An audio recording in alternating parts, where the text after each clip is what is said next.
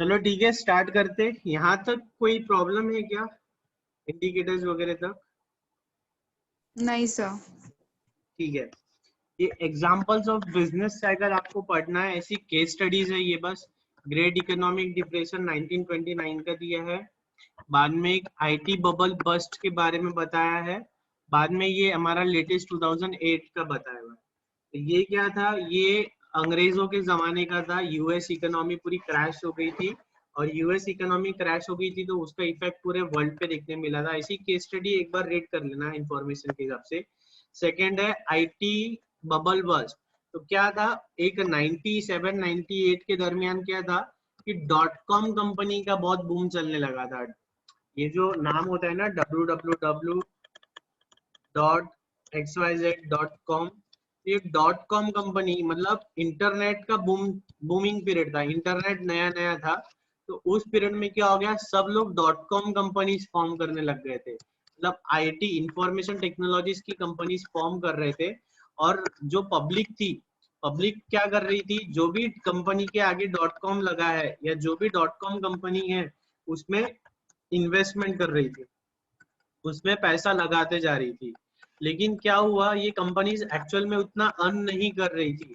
तो ये जो बबल था, इनकी जो विंडो ड्रेसिंग थी वो बर्स्ट हो गई, मतलब इन लोगों ने हाथ खड़े कर दिए, ये लोग लिक्विडेट हो गए, इनकी लाइबिलिटीज बढ़ गई लेकिन उतना इनकम हुआ नहीं।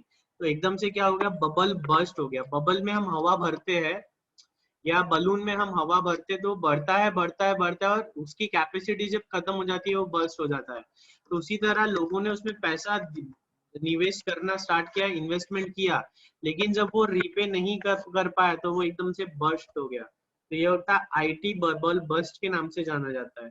और ये ग्लोबल इकोनॉमिक क्राइसिस 2008 में आया था, शेयर मार्केट पूरा क्रैश हो गया था। तो ये भी आपको पढ़ना है इंफॉर्मेशन पॉइंट ऑफ व्यू से। अब पढ़ेंगे features of business cycle. Read करो Vanshita.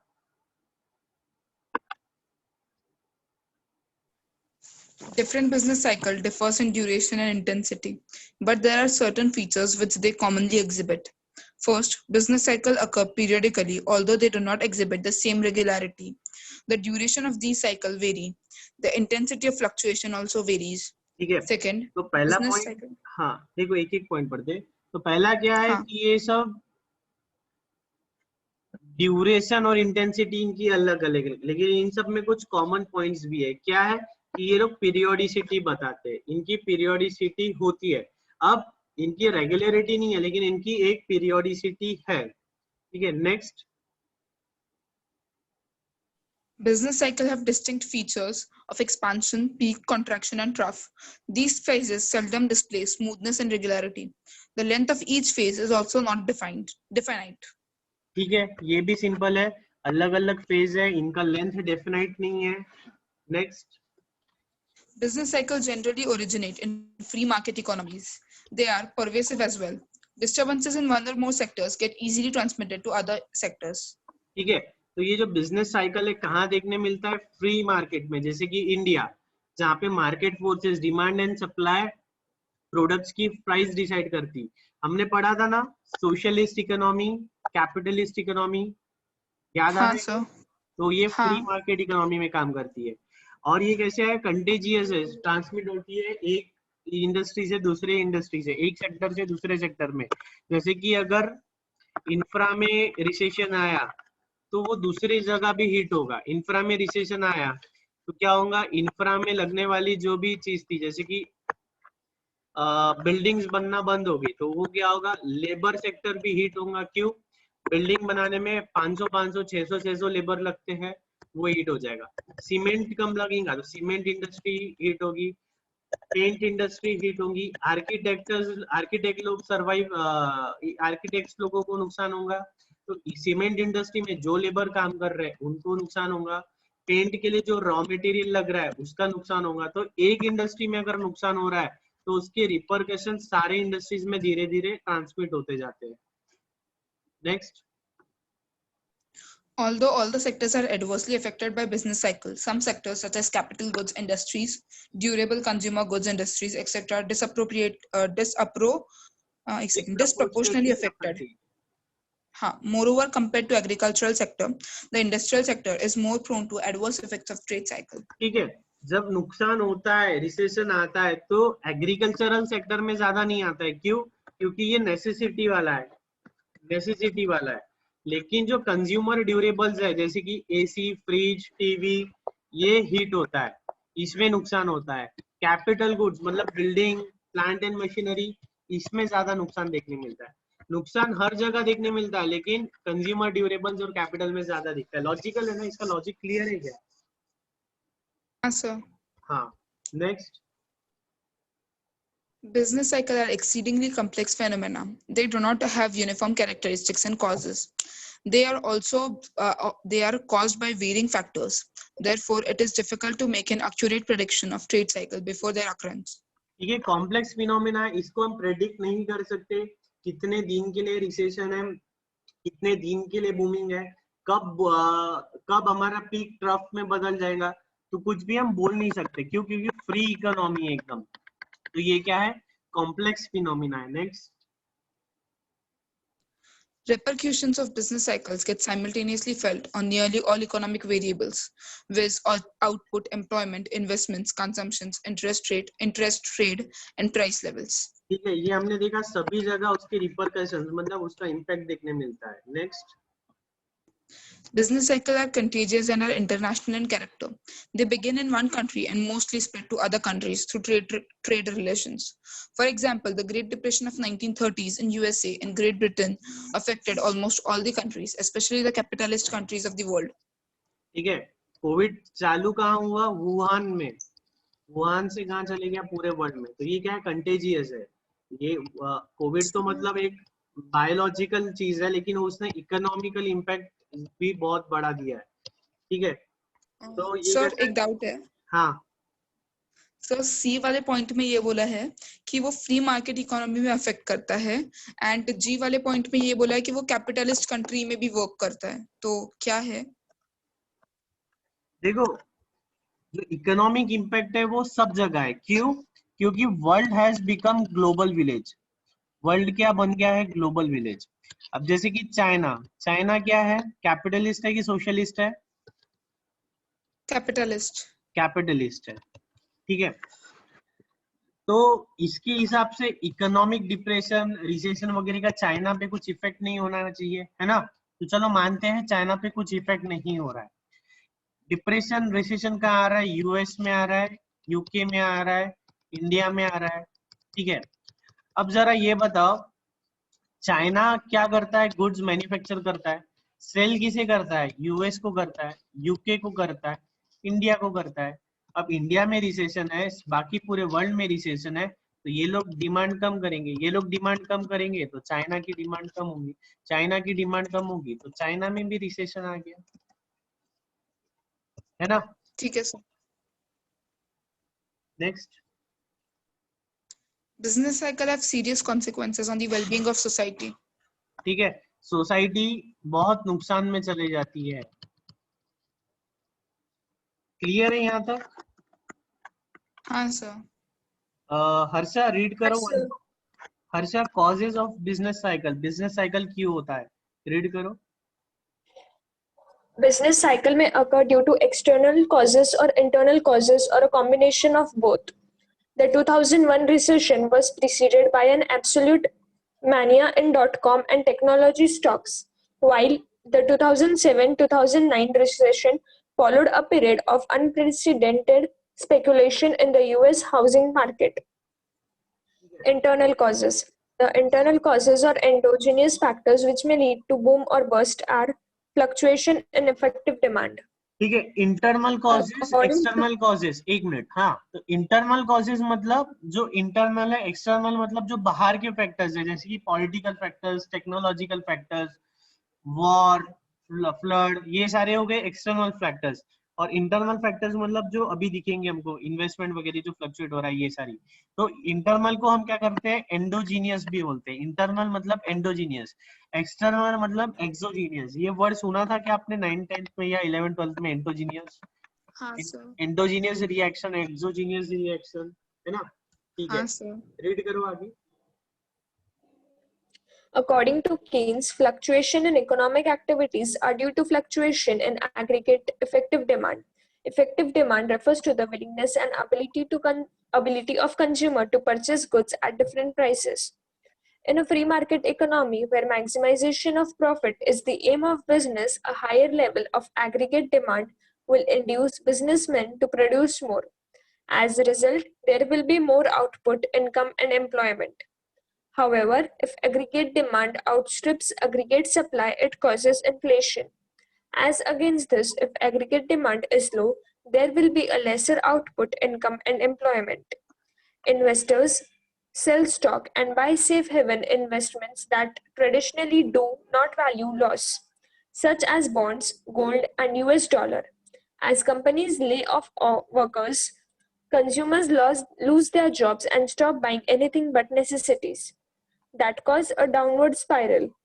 The bus cycle eventually steps on its own when prices are slow, that those investors that still have cash start buying again. However, this can take a long time and even lead to depression.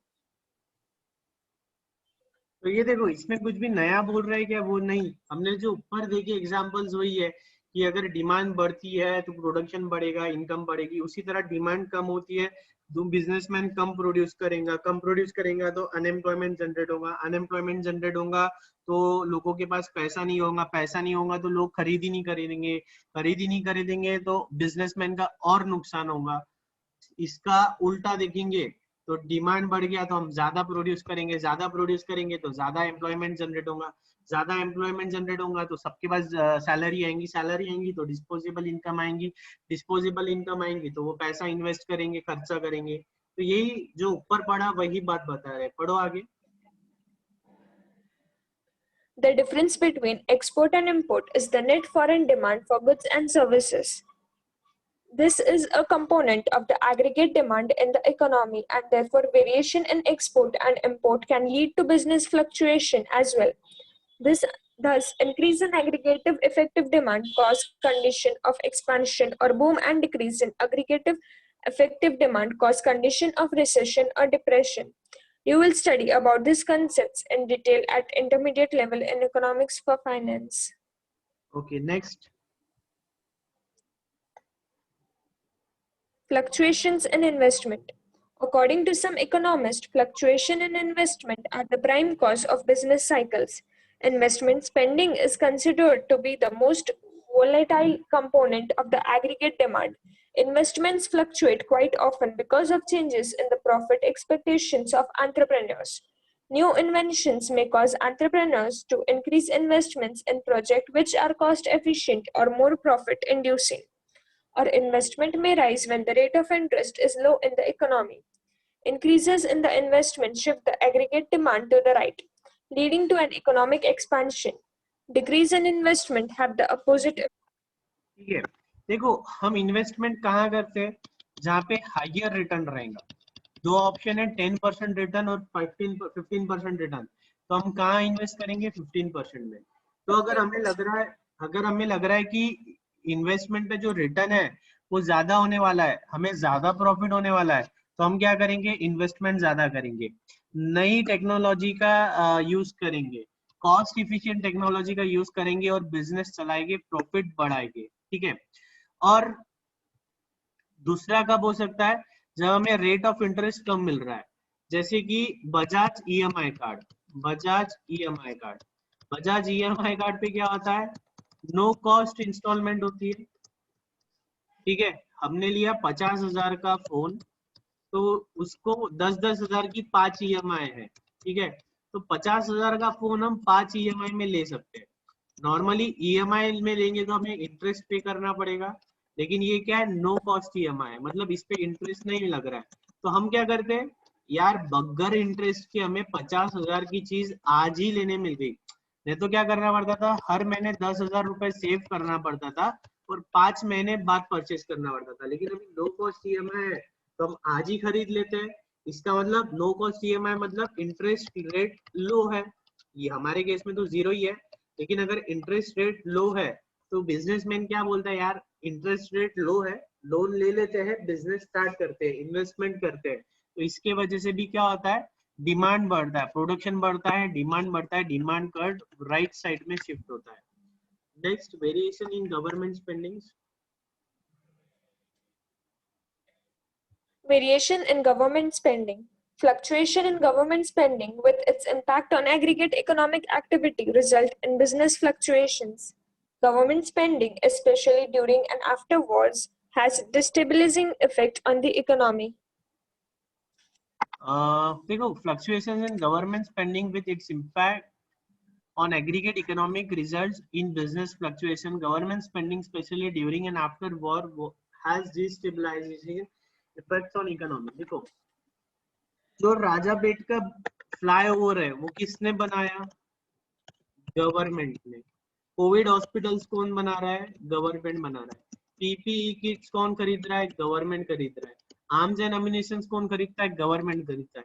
तो government भी तो एक बहुत बड़ा consumer है ना? ऐसा नहीं लगता है कि आपको गवर्नमेंट भी बहुत बड़ा एक कंज्यूमर है? सही बोल रहा हूँ कि गलत बोल रहा हूँ? सही है। तो अगर गवर्नमेंट अपनी स्पेंडिंग्स बढ़ाता है तो मतलब क्या होता है? डिमांड बढ़ती है। गवर्नमेंट ने स्पेंडिंग गिरा है तो मतलब क्या होगा? डिमांड कम होगी।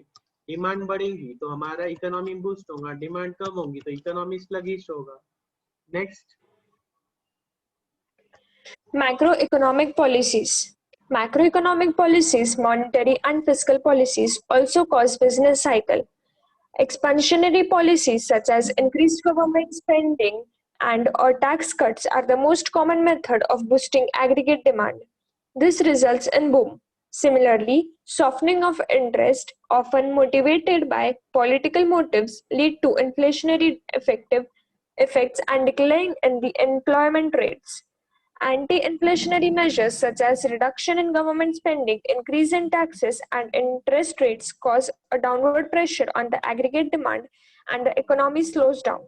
At times, such slowdowns may be drastic, showing negative growth rates and may ultimately end up in recession. ठीक है, ये वही बात है जो हमने किया। मैक्रो इकोनॉमिक पॉलिसीज, जो गवर्नमेंट की पॉलिसीज है, वो डिमांड सप्लाई बहुत हद तक के रेगुलेट करती है। जैसे कि हमें कोई प्रोडक्ट का सप्लाई कम करना है, डिमांड कम करना है, तो हम क्या करेंगे? उस पर टैक्सेस बढ़ा देंगे। किस पे? अल्कोहल, सिगरेट पे। हमें कोई प्रोडक्ट को प्रमोट करना है तो उस पर हम क्या करेंगे? सब्सिडी बढ़ा देंगे, सब्सिडी दे देंगे या टैक्स कम कर देंगे, है ना? जैसे कि सोलर एनर्जी के अप्लायंसेस, सोलर अप्लायंसेस, ठीक है। तो क्या है कि मैक्रो इकोनॉमिक पॉलिसीज जो है वो हमारा इन्फ्लेशन डिफ्लेशन कंट्रोल करता है। मैक्रो इकोनॉमिक फैक्टर्स हमारे इन्फ्लेशन डिफ्लेशन कंट्रोल करते हैं। तो अगर मान लो मार्केट में इन्फ्लेशन हो रहा है, इन्फ्लेशन हो रहा है मतलब प्रोडक्ट्स की कॉस्ट बढ़ रही है, प्राइसेस बढ़ रही है, महंगाई बढ़ रही है। अब महंगाई जो बढ़ रही है तो उसको रोकने का इलाज क्या है? महंगाई क्यों बढ़ रही है? हम कस्टमर पैसा दे रहा है, कस्टमर पैसा खर्च करने के लिए रेडी है, इसलिए उस प्रोडक्ट के भाव बढ़ रहे हैं। अगर कस्टमर पैसा ही नहीं देगा तो भाव बढ़ेंगे क्या? नहीं। अब कस्टमर पैसा क्यों दे रहा है? क्योंकि कस्टमर की इनकम ज्यादा है, कस्टमर के पास पैसा ज्यादा आ रहा है। तो गवर्नमेंट क्या करती है? इन्फ्लेशन को रोकना है तो गवर्नमेंट क्या करती है? कस्टमर के पास से पैसा छीन लेती है। कस्टमर के पास से पैसा कैसे छीनेंगी? कस्टमर पे इंटरेस्ट रेट बढ़ा देंगी। कस्टमर जो बैंक से इंटरेस्ट रेट लेता है वो इंटरेस्ट रेट बढ़ा देंगे। इंटरेस्ट रेट बढ़ गया तो कस्टमर लोन लेगा क्या? नहीं। कस्टमर ने लोन नहीं लिया तो प्रोडक्ट बिकेंगे क्या? नहीं। प्रोडक्ट बिकेंगे नहीं तो क्या हो जाएगा? सप्लाई ज्यादा हो जाएगा, सरप्लस सप्लाई हो जाएगा। अब हमने पहले ही देखा सरप्लस सप्लाई है तो हमें क्या करना है? जो सरप्लस है उसे बेचना है। तो बेचेंगे कैसे? हम प्राइस कम करेंगे। प्राइस कम किया, इसी का मतलब इन्फ्लेशन न्यूट्रलाइज हुआ। बात सही लग रही है कि नहीं? सर एक बार कंसेप्ट वापस से एक्सप्लेन करना ना। देखो, मान लो मार्केट में है इन्फ्लेशन। इन्फ्लेशन है मतलब प्रोडक्ट्स की प्राइस ज्यादा हो रही है। अब प्रोडक्ट्स की प्राइस ज्यादा कैसे होती है? कस्टमर जो रेडी है, अगर कस्टमर खरीद रहा है, जैसे कि आपने कोई मस्त पॉट बनाया और पॉट की कीमत रख दी आपने 1000 रुपए, ठीक है। आपने 10 पॉट्स बनाए और उसकी कीमत रखी थी 1000 रुपए और पहले ही दिन पूरे बिक गए। इसका मतलब आपको क्या लगा? पॉट सही है, 1000 रुपए कम हो रहे। तो आप क्या करोगे, 1200 में बेचोगे। 1200 में भी पूरे बिक गए, आप बेचोगे 1500 में। 1500 में भी पूरे बिक गए तो आप बेचोगे 1600 में। आप तो महंगाई बढ़ाते जाओगे, बढ़ाते जाओगे। अब कस्टमर खरीद क्यों रहा है, उसके पास पैसा है ना, और उसको उसकी उतनी यूटिलिटी लग रही है। उसके पास पैसा है और उतनी उसको यूटिलिटी लग रही है। अब गवर्नमेंट को ये जो इन्फ्लेशन है, ये इन्फ्लेशन को स्टॉप करना है। ये गलत बात है ना। अब जिसके पास पैसा है वो खरीद रहा है, लेकिन जिसके पास नहीं है वो तो नहीं खरीद पाएगा ना। तो गवर्नमेंट को इन्फ्लेशन रोकना है, तो गवर्नमेंट क्या करेगा, आपसे ये आपका पैसा जो है वो पैसा छीन लेगा। पैसा कैसे छीन लेगा, इंटरेस्ट रेट बढ़ा देगा। जैसे कि हमने देखा, ये हमें खरीदना था एसी। एसी के लिए 50,000 रुपए है कि हमारे पास नहीं, लेकिन हर महीने 10,000 की सेविंग तो हम कर सकते हैं। तो हम क्या कर रहे थे, 5 महीने, हर महीने में 10,000 सेव कर रहे थे। 10 10 10 10 10 और फिर एसी खरीद रहे थे। ये है हमारा सिचुएशन 1। लेकिन हमने क्या किया, बजाज ईएमआई कार्ड आया, zero interest rate, zero interest rate. तो हमने क्या किया, आज ही एसी खरीद लिया और 5 बार ईएमआई भर दी।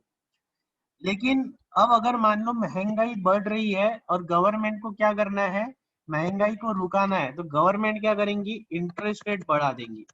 ईएमआई 20% रेट ऑफ इंटरेस्ट कर देंगी। मतलब जो 50,000 का एसी है उसका 20%, मतलब 10,000 तो आप इंटरेस्ट भर दोगे। तो 10,000, 50,000 का एसी आपको कितने का गिर जाएगा, 60,000 का गिर जाएगा। तो कोई खरीदेगा क्या, अगर नेसेसिटी नहीं है तो हम क्या बोलेंगे, 5 महीने बाद खरीद लूंगा, लेकिन अभी 5 महीने पैसा जमा करता हूँ। 10,000 जमा करेगा वो और 5 महीने बाद खरीदेगा। क्यों, क्योंकि महंगाई है, इंटरेस्ट रेट ज्यादा है। तो इंटरेस्ट रेट ज्यादा है तो उसने एसी खरीदा क्या, नहीं। अब उसने एसी नहीं खरीदा तो एसी का सप्लाई ज्यादा हो गया। सप्लाई ज्यादा हो गया, डिमांड कम होगी, तो क्या हो गया, सरप्लस सप्लाई हो गया। तो कंपनी का सरप्लस सप्लाई हो जाता है तो हमने देखा कंपनी क्या करती है, प्राइस कम करती है। प्राइस कम की, इसका मतलब ही तो क्या हुआ, इन्फ्लेशन कम हुआ। इसी का मतलब हुआ इन्फ्लेशन कम हुआ। समझा? हाँ सर। अच्छा। नेक्स्ट पढ़ो, money supply. According to Hartree, trade cycle is a purely monetary phenomenon. Unplanned changes in supply of money may cause business fluctuation in an economy. An increase in the supply of money causes expansion in aggregate demand and income activities. However, excessive increase of credit and money also set off inflation in the economy. Capital is easily available, and therefore consumers and business alike can borrow at low rates. ठीक है, This stimulates more demand. ठीक है, okay. अभी हमने जो example देखा वही बात कर रहा है वो। अगर कस्टमर को मनी का सप्लाई है, इजीली क्रेडिट अवेलेबल है, मतलब 0% से पैसा मिल रहा है, या 2% से, 5% से, 7% से कम रेट पे पैसा मिल रहा है, तो वो क्या करेगा, खर्चा ज्यादा करेगा। ज्यादा रेट पे मिल रहा है तो खर्चा कम करेगा। तो मनी का सप्लाई कम ज्यादा हो रहा है तो उसके हिसाब से इन्फ्लेशन डिफ्लेशन होता है, उसके हिसाब से इनके इकोनॉमी ग्रो होती है और डिक्लाइन होती है। समझा ये पॉइंट, कि इसमें कोई पॉइंट ऐसा है जो नहीं समझा? वही है, आप उसको अच्छे से रीड करोगे तो वही है। मनी का सप्लाई कम ज्यादा हुआ तो इकोनॉमी कम ज्यादा होती है। Next, psychological factors. According to Pigou, modern business activities are based on anticipations of business community and are affected by waves of optimism or pessimism. Business fluctuations are the outcome of these psychological states of mind of businessmen. If entrepreneurs are optimistic about future market condition, they make investment, and as a result, the expansionary phase may begin. The opposite happens when entrepreneurs are pessimistic about future market conditions. Investors tend to restrict their investment. With reduced investments, employment, income, and consumption also take a downturn, and the economy face contraction in economic activities. ठीक है, तो ये क्या बोलता है, psychological factor. इंसान का जो साइकोलॉजिकल फैक्टर है वो बहुत काम का है। अगर हमें पॉजिटिविटी है कि नवंबर अटेम्प्ट हम पास कर सकते, तो हम क्या करेंगे, पढ़ाई ज्यादा करेंगे कि ये अटेम्प्ट मुझे पास करना है।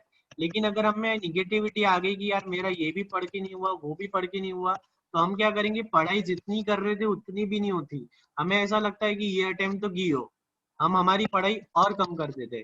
तो उसी तरह बिजनेस में भी अगर ऑप्टिमिज्म है तो हमें क्या लगता है हम पैसा कमा सकते हैं, हम नया बिजनेस कर सकते हैं, नई अपॉर्चुनिटीज दिखती है, हमें नई अपॉर्चुनिटीज दिखती है, हम नए एवेन्यूज एक्सप्लोर करते हैं, तो उससे क्या होता है, इकोनॉमिक ग्रो होती है, हमारा बिजनेस ग्रो होता है। ठीक उसी तरह अगर हमें लगता है कि कोरोना आ गया, मैं तो बर्बाद हो गया, सब चले गया, मेरे प्रॉपर्टी के रेट गिर गए, मेरा बिजनेस बंद गिर गया, 4 महीने लॉकडाउन था, तो उससे क्या होगा, ऐसा आदमी बिजनेस नहीं करता है, तो ऐसे इंसान का, ऐसे बिजनेस का डाउनफॉल साइकिल चालू हो जाता है, रिसेशन आ जाता है ऐसे बिजनेस में। नेक्स्ट।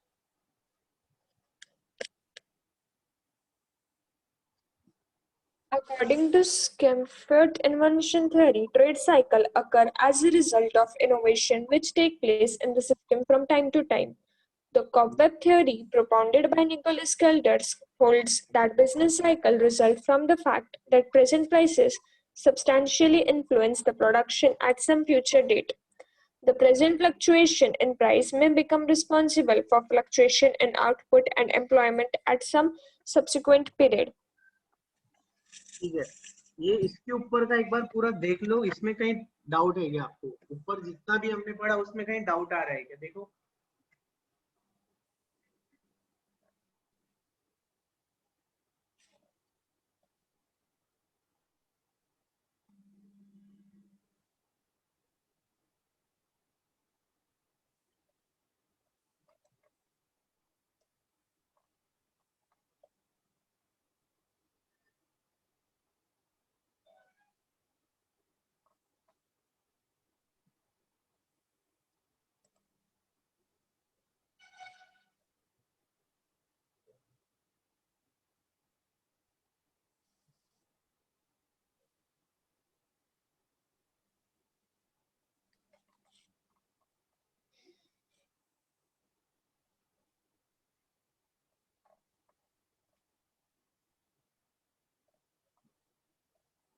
चलो आगे रीड करो Vanshita, external factors.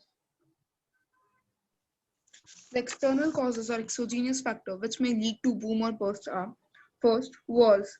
During wartime, production of war goods like weapons and arms, etc., increases, and most of the resources of the country are diverted for their production. This affects the production of other goods, capital, and consumer goods. Fall in production causes fall in income, profits, and employment.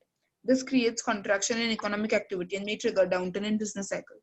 ठीक है, external factor मतलब war, war हमारे control में है क्या नहीं, अगर war होता है तो हमारा पूरा ध्यान काय में हो जाता है, आर्म्स एम्यूनिशंस बनाने में, नेसेसिटीज वाली चीज बनाने में। हमारे कंट्री के जो भी रिसोर्सेज है, हम क्या बनाते हैं, टैंकर बनाते हैं, कार बनाते हैं क्या नहीं, हम टैंकर बनाते हैं, हम एसी टीवी बनाते हैं क्या नहीं, हम बुलेट्स बनाने लग जाते हैं। तो हमारी जितने भी रिसोर्सेज है हम उसको क्या काय पे डाइवर्ट कर देते हैं, डिफेंस पे डाइवर्ट कर देते हैं, तो इसके हिसाब से भी इकोनॉमी कम ज्यादा होती है। ठीक है, ये पॉइंट में कोई डिफिकल्टी है क्या? नहीं sir. No, sir. Next. Post-war reconstruction. After war, the country begins to reconstruct itself. Houses, road, bridges, etc. are built and economic activity begins to pick up. All these activity push up effective demand, due to which output, employment and income goes up. जब war खत्म हो जाता है तो जो भी destruction हुआ, जो भी डिस्ट्रॉय हुआ, वो फिर से बनाना पड़ता है। किसी का घर तबाह हुआ तो घर उसे फिर से बनाना पड़ता है। ब्रिजेस जो अटैक में टूट गए थे वो फिर से रिपेयर करना पड़ता है। तो वापस से क्या होता है, इकोनॉमी ग्रो होने लगती है। ग्रो होने लगती है मतलब रिस्टोर करने लगती है, रिकवरी होती है। ग्रो नहीं बोलेंगे इसको, रिकवरी बोलेंगे। Next. Technology shock. Growing technology enables production of new and better products and services. These products generally require huge investment for new technology adoption. This leads to expansion of employment, income and profits, etc., and gives a boost to economy. For example, due to the advent of mobile phones, the telecom industry underwent a boom and there was expansion of production, employment, income and profits. Technology अगर explore हो रही है, नई technology invention आ रही है, तो उसकी वजह से डेवलपमेंट ही होता है। अब जैसे कि मोबाइल फोन्स की टेक्नोलॉजी आई तो उसकी वजह से टेलीकॉम इंडस्ट्री एकदम बूम पे आ गई। मोबाइल में किसी ने सोचा ही नहीं था कि हम हमारे बैंक का बैलेंस चेक कर सकते हैं, एक व्यक्ति से दूसरे हम हमारे कस्टमर्स को, हमारे सप्लायर्स को पैसा ट्रांसफर कर सकते हैं। हमने सोचा था कि नहीं, अगर आप कोई अगर आप आपके फादर से बात करो, तो अगर बिजनेस होगा तो पहले के जमाने में मालूम है क्या होता था? सुबह जब बैंक खुलती थी तो हमारे अपने दुकान का या अपने फैक्ट्री का या अपने बिजनेस का जो भी मुनीम जी है या जो भी व्यक्ति है वो बैंक में जाते थे, वो बैंक बैलेंस चेक करते थे। सिर्फ बैंक बैलेंस चेक करने के लिए एक व्यक्ति होता था। हर दिन की शुरुआत सुबह 2 घंटे तो बैंक बैलेंस चेक करने में लग जाती थी, लंबी लाइन लगती थी। क्यों? क्योंकि हमने बैंक में चेक डाले होते थे। अब वो चेक क्लियर हुए कि नहीं हुए हमें पता नहीं। अगर वो चेक क्लियर, और हमने जैसे कि हमें किसी ने चेक दिया तो हम बैंक में जमा करते हैं, और हम आगे पेमेंट करना है तो हम चेक देते थे। अब ये बैंक में अगर चेक क्लियर ही नहीं हुआ तो मेरे पास बैलेंस नहीं है, और मेरे पास बैलेंस नहीं और मैंने सामने चेक दे दिया और उसने चेक प्रेजेंट कर दिया, तो वो चेक बाउंस हो जाएगा, तो मुझे पेनल्टी लग जाएगी। तो मुझे मेरा बैलेंस ही पता नहीं होता था कि जो जो चेक मैंने डाले वो क्लियर हुए हैं क्या। तो पहले के जमाने में बिजनेस डिफिकल्ट था, लेकिन अब टेक्नोलॉजी आ गई। चेक क्लियर हुआ तो हमें तुरंत एसएमएस आ जाता है। मोबाइल बैंकिंग है, नेट बैंकिंग है, तो मतलब due to advent of technology business has become easy. ठीक है, बिजनेस इजी हुआ, बिजनेस में बूम आया है, बिजनेस खरीदने का तरीका बढ़ गया है, ऑनलाइन मार्केटिंग होने लगी है, फेसबुक, ट्विटर, व्हाट्सएप, इंस्टाग्राम पे एडवर्टाइज होने लगी है। Next, Natural factor. Weather cycles cause fluctuation in agricultural output, which in turn causes instability in economies, especially those economies which are mainly agrarian. In years where there are droughts or excessive floods, agricultural output is badly affected. With reduced agricultural output, income of farmers fall, and therefore they reduce their demand for industrial goods. Reduced production of food products also pushes up their prices and thus reduces the income available for buying industrial goods. Reduced demands for industrial products may also cause industrial recession. देखो अगर मैं बोलता हूँ ये साल good rainfall हुई, अगर rainfall अच्छा हुआ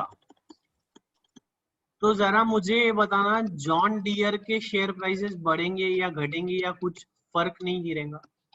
रेनफॉल का जॉन डियर के शेयर प्राइसेस से कुछ लेना देना है क्या? नहीं। आप क्या बोलोगे हर्षा?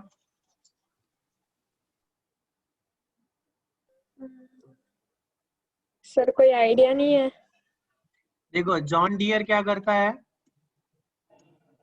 ट्रैक्टर बनाता है ना? ओके।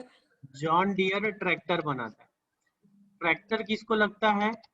फार्मर को लगता है। तो देखो ये साल बारिश अच्छी हुई, बारिश अच्छी हुई तो जो फार्मर है, फार्मर खुश हो जाएगा। खुश हो जाएगा मतलब उसके पास पैसा आएगा, है ना? बारिश अच्छी हुई तो उसका क्रॉप अच्छा होगा, उसका क्रॉप अच्छा हुआ तो क्रॉप बिकेगा, बिकेगा तो उसके पास पैसा आएगा, पैसा आएगा तो मतलब क्या हुआ, उसके पास में आया डिस्पोजेबल इनकम। डिस्पोजेबल इनकम, पिछले साल तक वो क्या करता था, बैलगाड़ी से उसका जो फार्म है वो उसको प्लाविंग करता था या हाथ से प्लाविंग करता था। अब वो क्या करेंगे, उसके पास पैसा आ गया तो वो ट्रैक्टर खरीद लेगा, ट्रैक्टर खरीदेगा तो जॉन डियर की शेयर प्राइसेस बढ़ेंगी। जॉन डियर का ट्रैक्टर बिका तो इसका मतलब जॉन डियर कंपनी का प्रॉफिट बढ़ा, प्रॉफिट बढ़ा तो वो और इन्वेस्टमेंट करेगा। जॉन डियर का ट्रैक्टर बिका मतलब ट्रैक्टर में लगने वाले मटेरियल का डिमांड बढ़ा, लेबर का डिमांड बढ़ा, तो मतलब एक अगर बारिश बढ़ती है तो पूरी इकोनॉमी ग्रो होती है, पूरी इकोनॉमी ग्रो होती है। ये समझ में आया क्या? तो बारिश मतलब क्या है, हाँ natural sir. Factor, natural factors का इकोनॉमी पे बहुत बड़ा इम्पैक्ट होता है। Next, population growth. Population growth. If the growth rate of population is higher than the rate of economic growth, there will be lesser savings in the economy. Fewer savings will reduce investment, and as a result, income and employment will also be less. With lesser employment and income, the effective demand will be less, and overall, there will be slowdown in economic activities. Economies of nearly all the nations are interconnected through trade. Therefore, depending on the amount of bilateral trade, business fluctuation that occurs in one part of the world gets easily transmitted to the other parts. Changes in law related to taxes, trade regulations, government expenditures, transfer of capital and production to other countries, shift in taste and preferences of consumers are also potential sources of disruption in the economy. यहाँ तक कोई difficulty? ये वाला point समझ में आया है क्या पॉपुलेशन का? ये हाँ, वाला sir. पॉइंट? हाँ हाँ. ठीक है। और ये पॉइंट तो मैंने बताया ही है, इंटरकनेक्टेड है। जैसे कि हमने अभी पढ़ा था चाइना कैपिटलिस्ट है, फिर भी उसके अंदर इम्पैक्ट गिरा, चाइना में फिर भी इम्पैक्ट गिरा, है ना? ये एग्जांपल हमने जो देखा, world has become global village, है ना? हाँ सर। तो यहाँ Sir. तक किसी को कोई डाउट? No, sir. ठीक है, आगे का रीड करो Harsha. Relevance of business cycle in business decision making. Business cycle affects all aspects of economy. Understanding the business cycle is important for business of all types as they affect the demand for their products and in turn their profit, which ultimately determines whether a business is successful or not. Knowledge regarding business cycles and their inherent characteristics is important for a businessman to frame appropriate policies. For